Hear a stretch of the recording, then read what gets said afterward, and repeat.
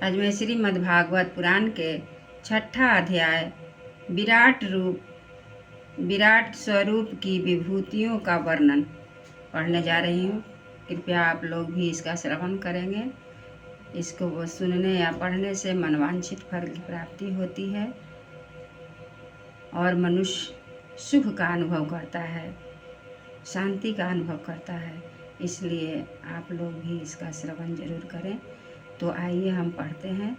ब्रह्मा जी कहते हैं, उन्हीं विराट पुरुष के मुख से वाणी और उसके अधिष्ठा त्रिदेवता अग्नि उत्पन्न हुए। सातों छंद उनकी 7 धातुओं से निकले। मनुष्यों, पितरों, देवताओं भोजन करने योग्य अमृतमय अन्न, सब प्रकार के रसेंद्रियां और उसके अधिष्ठात्री देवता वरुण विराट पुरुष की जिह्वा से उत्पन्न हुए हैं। उनके नासा छिद्रों से प्राण, अपान, व्यान, उदान और समान ये पांचों प्राण वायु तथा घ्राणेन्द्रियों के से अश्विनी कुमार समस्त औषधियाँ एवं साधारण तथा विशेष गंध उत्पन्न हुए हैं। उनकी नेत्रेंद्रिय रूप और तेज की तथा नेत्र गोलक स्वर्ग और सूर्य की जन्मभूमि है। समस्त दिशाएं और पवित्र करने वाले तीर्थ कानों से तथा आकाश और शब्द श्रोतेंद्रियों से निकले हैं। उनका शरीर संसार की सभी वस्तुओं के सार भाग तथा सौंदर्य का खजाना है। सारे यज्ञ स्पर्श वायु उनकी त्वचा से निकले हैं। उनके रोम सभी उद्विज पदार्थों के जन्म स्थान है, अथवा केवल उन्हीं के जिनसे यज्ञ संपन्न होते हैं। उनके केश, दाढ़ी, मूछ और नखों से मेघ, बिजली, शिला एवं लोहा आदि धातुओं तथा भुजाओं से प्रायः संसार की रक्षा करने वाले लोकपाल प्रकट हुए हैं। उनका चलना फिरना भूवः स्वः तीनों लोकों का आश्रय है। उनके चरण कमल प्राप्त की रक्षा करते हैं और भयों को भगा देते हैं तथा समस्त कामनाओं की पूर्ति उन्हीं से होती है। विराट पुरुष लिंग, जल, वीर्य, सृष्टि, मेघ और प्रजापतियों का आधार है तथा उनकी जनेंद्रियां मैथुन जनित आनंद का उद्गम है।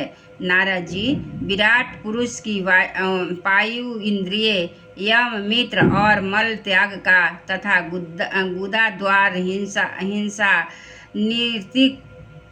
मृत्यु और नरक का उत्पत्ति स्थान है।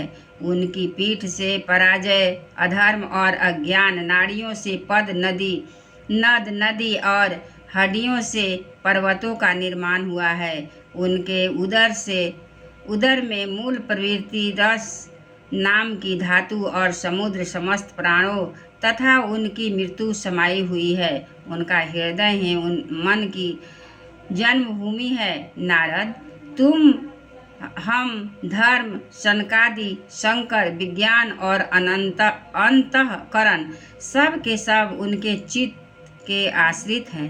कहाँ तक गिनाएं? मैं, तुम, तुम्हारे बड़े भाई सनकादि, शंकर, देवता, दैत्य, मनुष्य, नाग, पंछी, मृग, रेंगने वाले जंतु, गंधर्व, अप्सराएं, यक्ष, राक्षस, भूत, प्रेत, सर्प, पशु, पीतर, सिद्ध, विद्याधर, चारण, वृक्ष और भी नाना प्रकार के जीव जो आकाश, जल या स्थल में रहते हैं। ग्रह, नक्षत्र, केतु, पुच्छल, तारे, बिजली और बादल, ये सब के सब विराट पुरुष ही हैं। यह संपूर्ण विश्व जो कुछ कभी था, है या होगा, सबको वह घेरे हुए है और उसके अंदर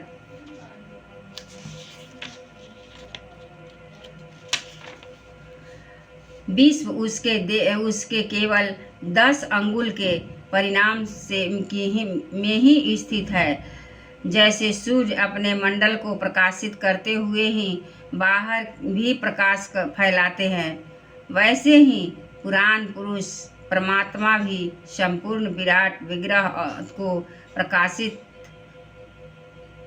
करते हुए ही अब उसके बाहर भीतर सर्वत्र एक रस प्रकाशित हो रहा है। मुनिवर, जो कुछ मनुष्य की क्रिया और संकल्प से बनता है उससे वह परे है और अमृत एवं अभय पद मोक्ष का स्वामी है। यही कारण है कि कोई भी उसकी महिमा का पार नहीं पा सकता है। संपूर्ण लोक भगवान के एक पाद मात्र अंश मात्र है और उनके अंश मात्र लोकों में समस्त प्राणी निवास करते हैं। भूलोक भूलोक और स्वर्गलोक के ऊपर महरलोक है, जिसके उसके भी ऊपर जन तप और सत्यलोक है। क्रमशः अमृत क्षेम एवं अभय का नित्य निवास है। जन तप और सत्य इन तीनों लोकों में ब्रह्मचारी वानप्रस्थ एवं सन्यासी निवास करते हैं। दीर्घकालीन ब्रह्मचारी से रहित गृहस्थ भूलोक और स्वर्गलोक के भीतर ही निवास करते हैं। शास्त्रों में दो मार्ग बतलाए गए हैं, एक अविद्या रूप कर्म मार्ग जो सकाम पुरुषों के लिए है और दूसरा उपासना रूप विद्या का मार्ग जो निष्काम उपासकों के लिए है। मनुष्य दोनों में ही किसी एक का आश्रय लेकर भोग प्राप्त कराने वाले दक्षिण मार्ग से अथवा मोक्ष प्राप्त करने वाले उत्तर मार्ग से यात्रा करता है। किंतु पुरुषोत्तम भगवान दोनों के आधारभूत है। जैसे सूर्य अपने किरणों से सबको प्रकाशित करते हुए भी सबसे अलग है, वैसे ही जिन परमात्मा से इस अंड की और पंचभूत एकादश इंद्रिय एवं गुणमय विराट की उत्पत्ति हुई है, वे प्रभु भी इन समस्त वस्तुओं के अंदर और उनके रूप में रहते हुए भी उनसे सर्वथा अतीत है।